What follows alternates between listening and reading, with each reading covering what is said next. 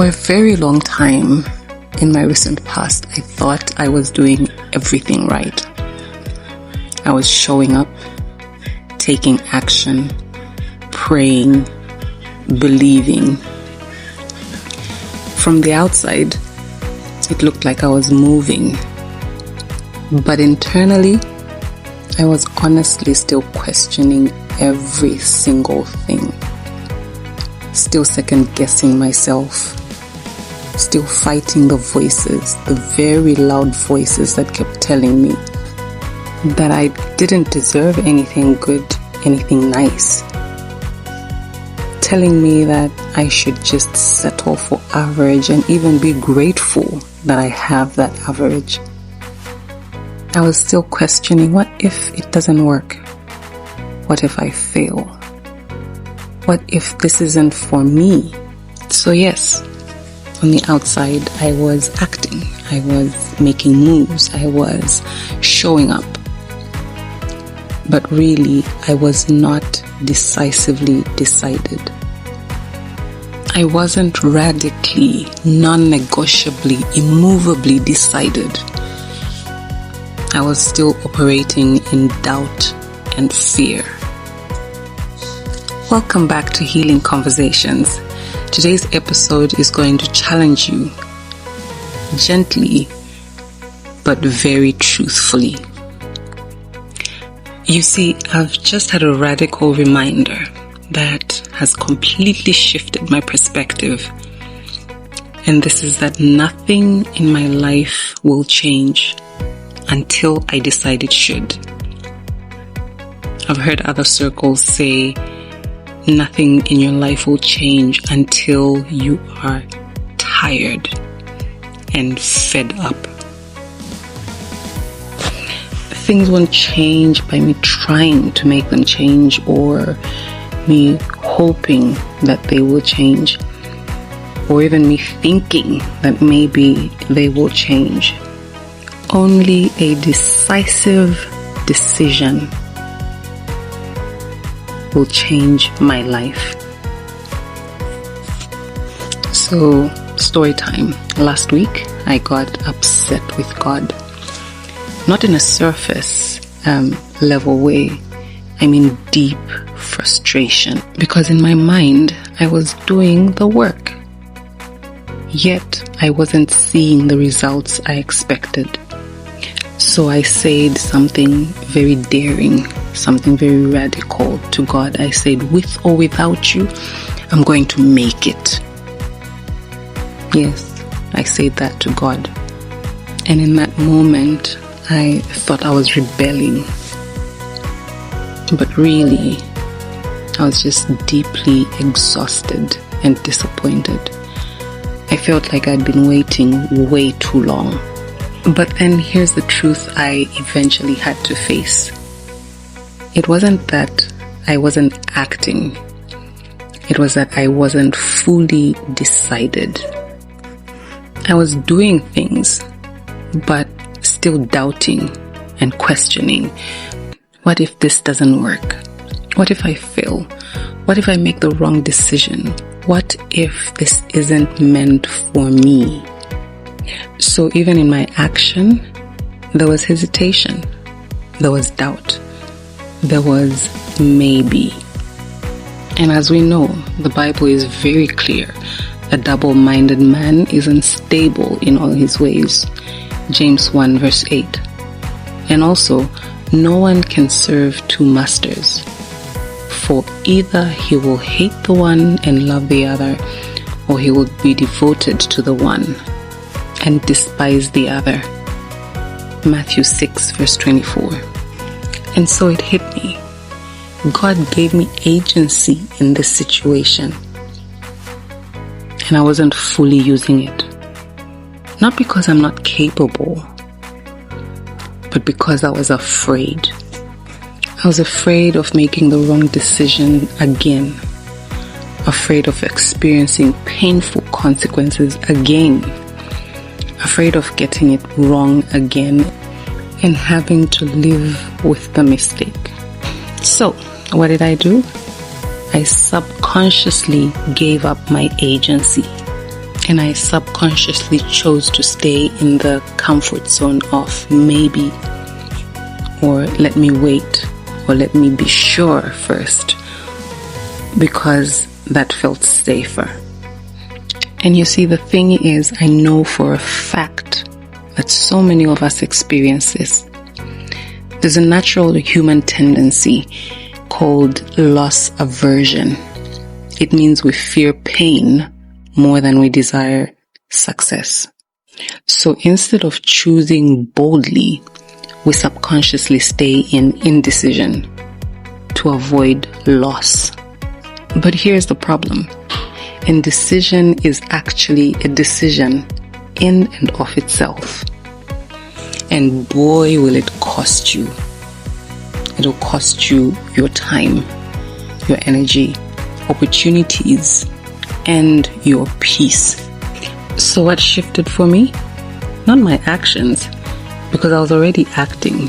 What changed was that I made a radical, non-negotiable, unwavering decision. I told myself I am going to make it. And not just make it, I'm going to make it big time.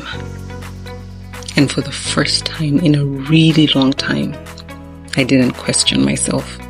I had such strong certainty about winning and achieving my dreams. It reminded me of a time when I was just about 16 or 17 years old. You see, when I was much younger, I didn't have any trouble deciding what I wanted and believing that I would have it, no matter the odds that surrounded what I wanted.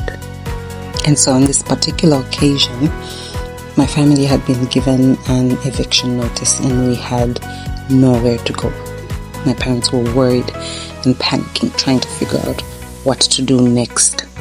So I decided I was going to pray and believe that the eviction notice would be revoked. Then I asked a friend to stand with me in prayer.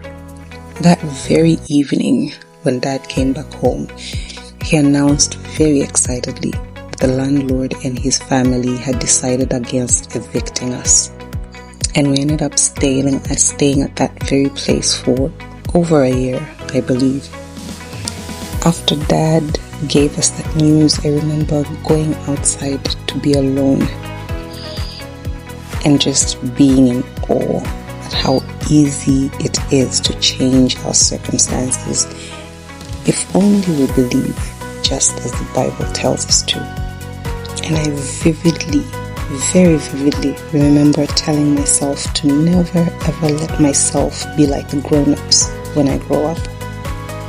I remember telling myself not to let life and its pressures take away from the simplicity of just believing and not trying to calculate how what I'm believing for will happen. Well, clearly, in the past few years, I'd become like the grown-ups I had warned myself about. And this is what I was very painfully reminded of, which resonated with how I used to operate before I got so badly hurt by the worst decision of my life. An unwavering, decisive decision removes the option of doubt.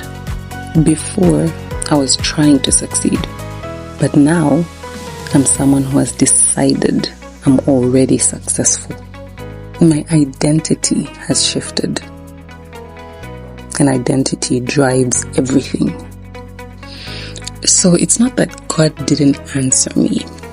It's more that God gave me the power to choose, but I was afraid to fully use that power. I was double-minded. One part of me wanted success, yet another part of me feared the consequences. So I stayed stuck in between. My breakthrough was not control. It wasn't independence. It was me deciding to choose, even if there is risk. That is the real power. Because really, the truth is, you don't need perfect certainty,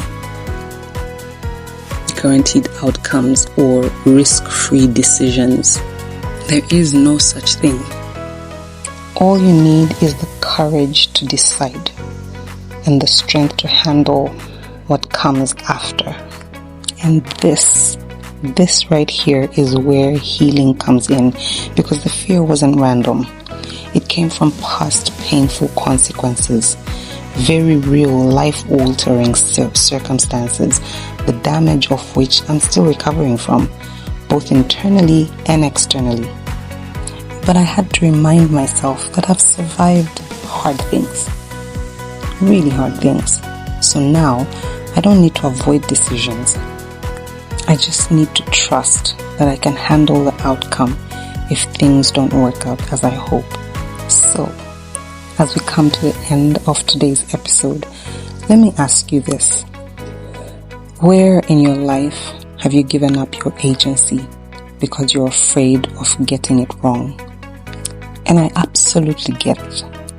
It's scary, truly scary. Adult mistakes have real big, real life consequences. But the alternative is even more grim. And that is a life with no real wins, just mediocre, average living.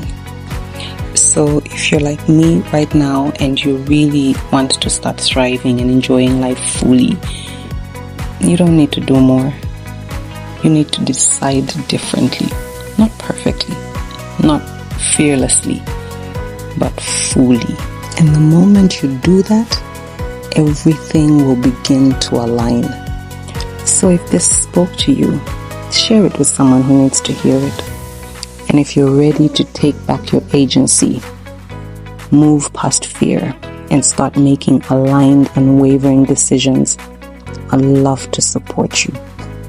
The power to choose has always been yours. So decide, move, and trust yourself as you go. Until next time, this has been Healing Conversations with Miss Jabu, a space where we don't just talk about healing, we walk it, one brave step at a time.